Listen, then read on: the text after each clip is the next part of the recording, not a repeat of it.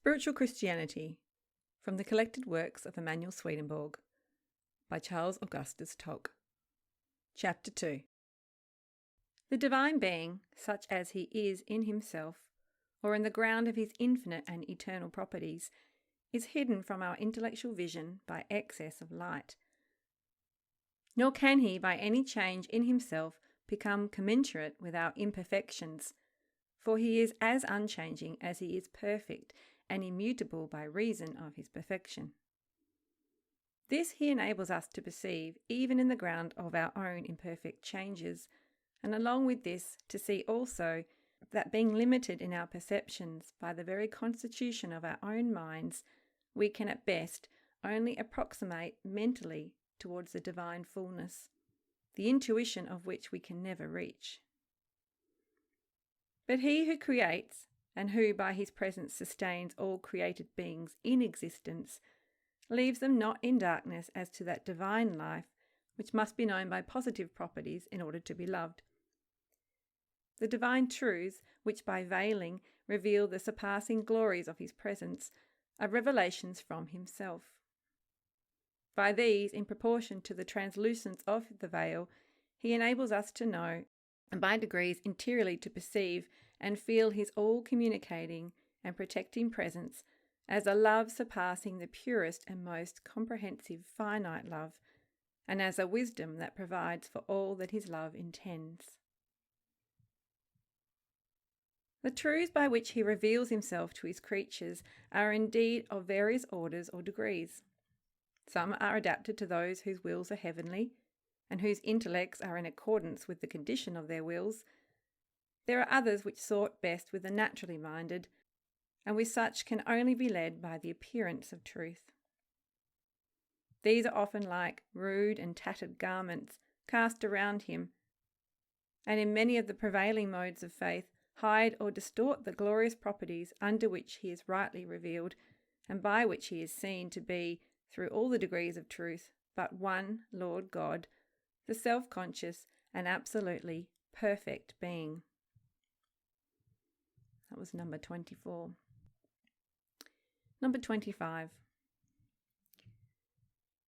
The accommodated forms of truth under which he reveals his divine love or goodness to angels and to men are called his divine essence in the heavens and his divine human essence. And in reference to the discriminated degrees of angelic and of human life by the names of his celestial and spiritual divine essence, his rational and natural divine essence, which last includes the sensual and corporeal. But before these several terms can be examined and explained, it is necessary to understand the constitution both of the spiritual and natural worlds, to know what human life really is, to be able to accurately to distinguish between the appearances of truth and the seductions of which no mind in its natural state can at all times resist, and those spiritual and universal truths which are the objects of intellectual sight in heaven. Without this preliminary examination, it would not be possible to explain, that which is the chief purport of this work to explain, the doctrine which demonstrates the identity of the Lord Jesus Christ with the one infinite and eternal God. Number 26.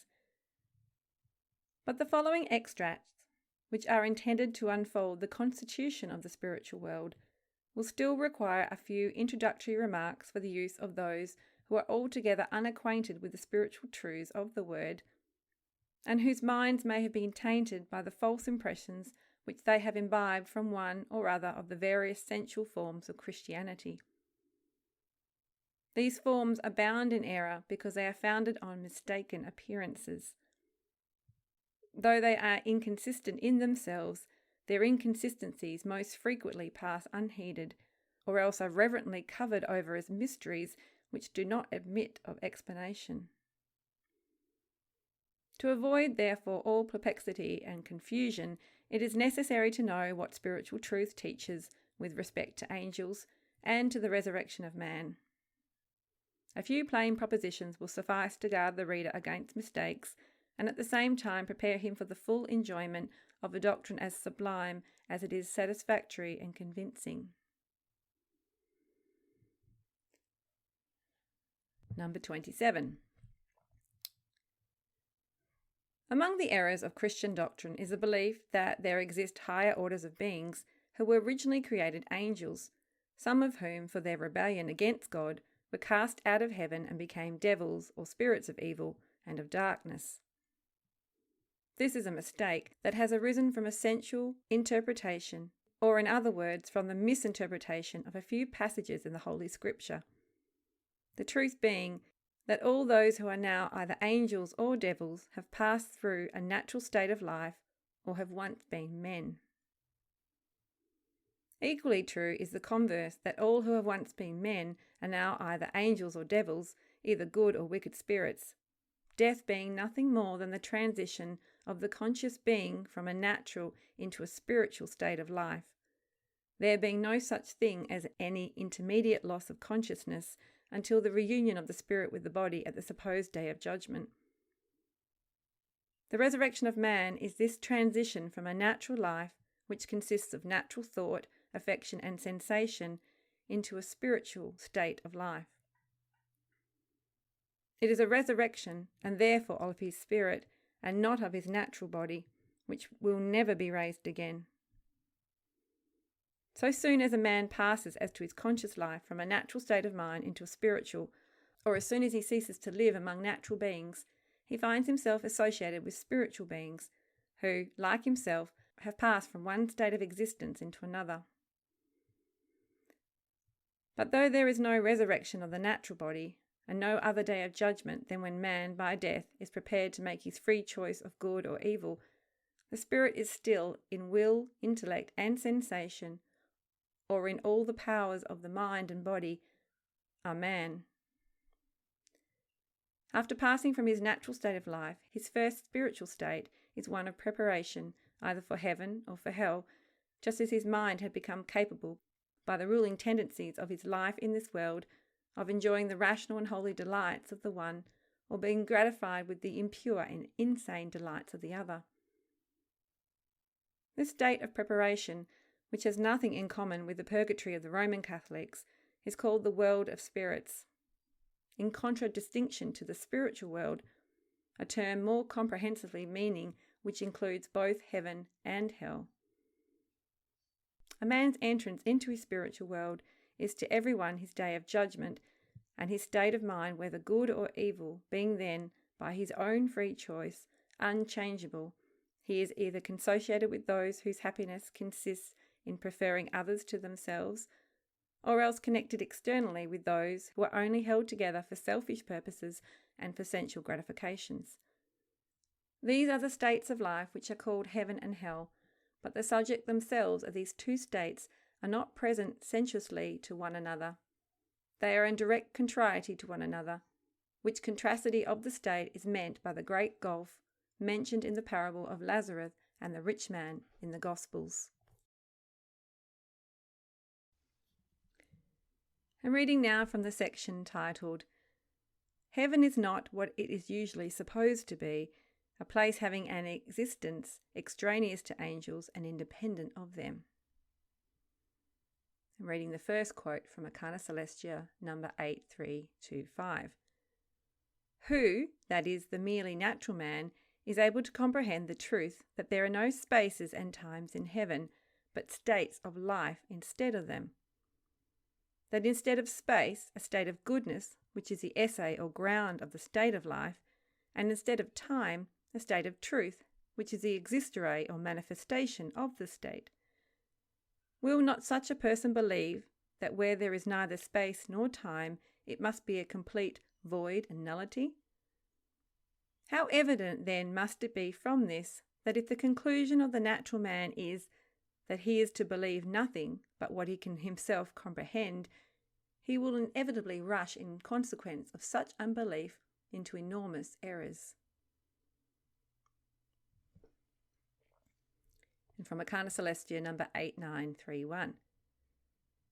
It should be known that heaven is not in any fixed or determined place, and is therefore not, as is commonly believed, on high.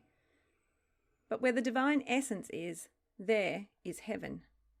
Thus it is with everyone and in everyone who has charity and faith, for charity and faith are heaven, because they are from the divine essence. In these also the angels dwell. And from Arcana Celestia number 4043, says in brackets, Swedenborg, after speaking of the astonishing form of heaven, adds, "The forms, which are yet more inward than these, and also more universal, cannot be comprehended by the natural man. For when he hears of forms, his mind connects them with the idea of space and also of time. And yet in those interior states of the mind where heaven is, nothing is perceived by spaces and times, for these are properties of nature, but instead by states of life and their variations and changes. But as man is unable to conceive of variation and changes abstractly from such objects as are the natural forms, or as before observed, without such forms as belong to space and time, and yet such forms are not in the heavens, we may conclude how incomprehensible to him those forms must be, and also how ineffable. All the words of human language by which they must be expressed and comprehended, involving as they do natural relations, are inadequate for the expression of those interior forms."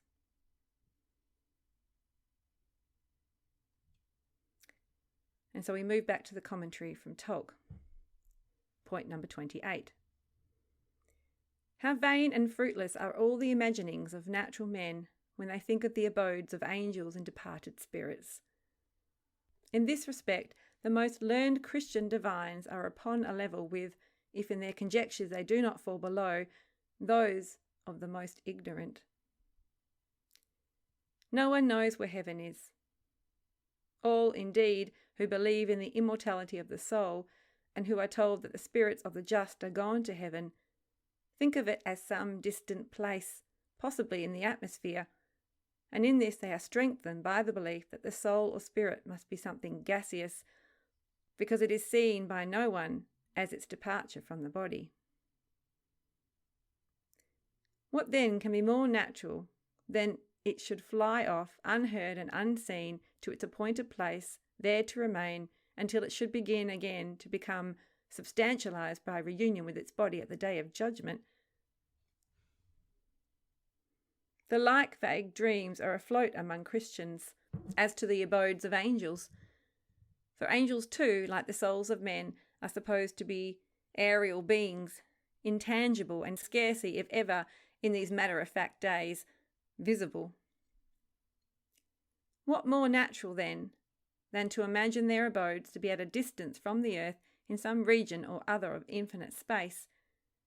Views such as these, and the forms of folly may be varied without end, have indisposed men to speak upon these subjects, because they cannot think upon them with any satisfaction.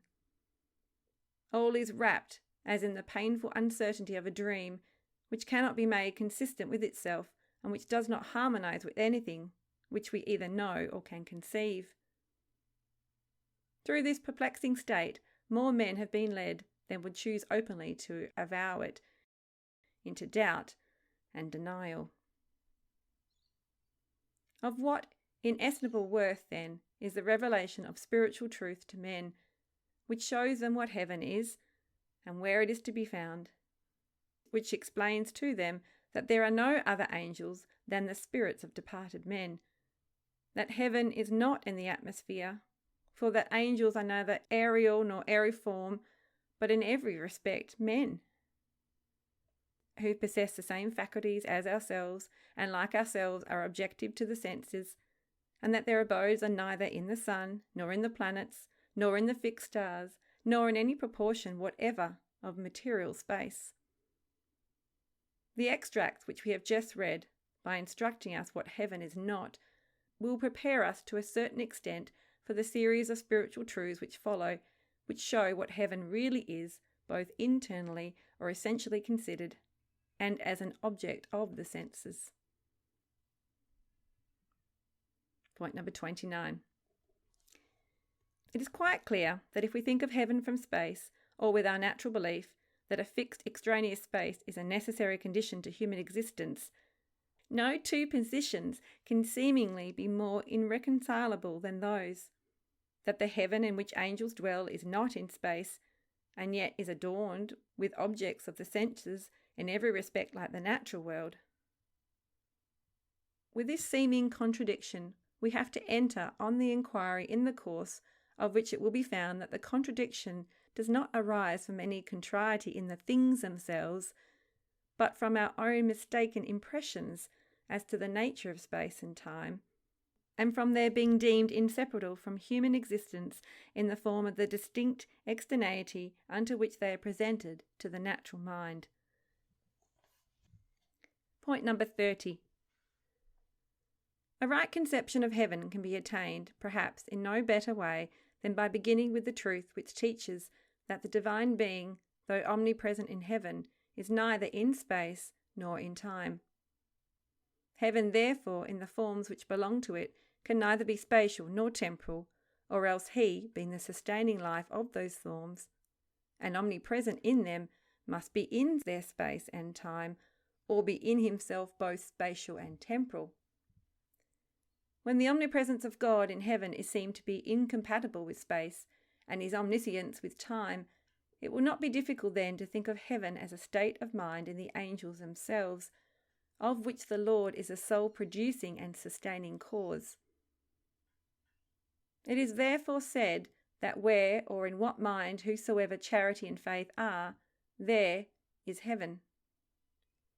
The aggregate of angelic minds in the consociation by love and wisdom is heaven in its most perfect form, for form, in relation to heaven or to angelic minds, has an entirely different meaning from the same term when applied to natural bodies in space. In relation to heaven, it is a coordinate and subordinate association of angelic minds, when each stands in his right relationship to others, or is in a state best fitted according to the form of his individual mind to contribute to their well-being and happiness. For in heaven there is a communication by affections and by thoughts, far more free than there is among men in this world by means of sensations.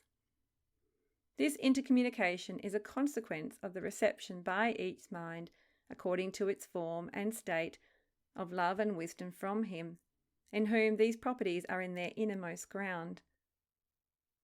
It is in his omnipresence which gives a right tendency and order to the indefinite varieties of spiritual forms, so that each, according to its capacity, fulfills its appropriate use.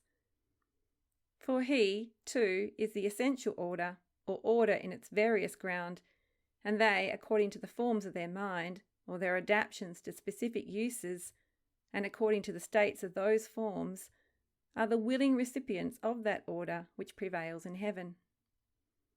That order is such that by the renunciation of selfishness in the subordination of self-love to the love of others, each contributes to the well-being of the whole, and the whole to the mental improvement, the happiness and the delights of each. Point number 31. Such, by the infinite presence and by the finite reception of the divine love and wisdom, is heaven. It consists, therefore, of minds or spiritual forms in a state of order, and by that order capable of fulfilling the highest uses.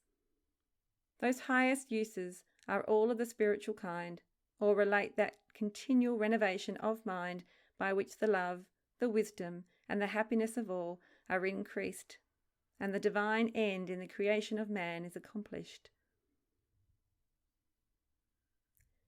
Point number 32. All the perceptions and thoughts of angels, being the means for the production of this end, are employed upon these spheres of life and their innumerable relationships. Into these they have, each one according to the form of his mind and its state, a clear and comprehensive insight. These serve as objects for their intellectual sight instead of the spaces and times of natural mind, by the laws of which nothing whatever is perceived or known by them. It is this distinct and entirely different mode of thinking which renders the truth, thus abstracted from spaces and times, difficult for the natural mind to understand. For the man who thinks in spaces and times, and who therefore sees not what they are, cannot even hear the word form uttered without imagining to himself a natural body and its changes. He cannot understand, so dull he is, that as it is the mind that is the man, for in body his own differs not in kind with other bodies, the form of the man must be the form of his mind. Still less can he comprehend, while he thinks according to natural impressions concerning space and time, that where time and space in their extraneity are not, there must be other thoughts besides those thoughts which the senses are the instruments for conveying, and other ways than through the space of nature for their transmission. It is indeed difficult to convey by human language the meaning of form in the reference to heaven. To enter fully into its meaning requires that the mind be disciplined by frequent exercise in thinking of the causes of its own internal changes, and on the mutual relations of minds in their states of order, and on their antagonism in states of disorder. Before this, we cannot think, without a kind of mental labour pain, that heaven is in no fixed nor determinate place whatever, because it is not in space, but is a heavenly state of mind, when the will is receptive of disinterested love or goodness, and the intellect of spiritual or interior truth from the Lord.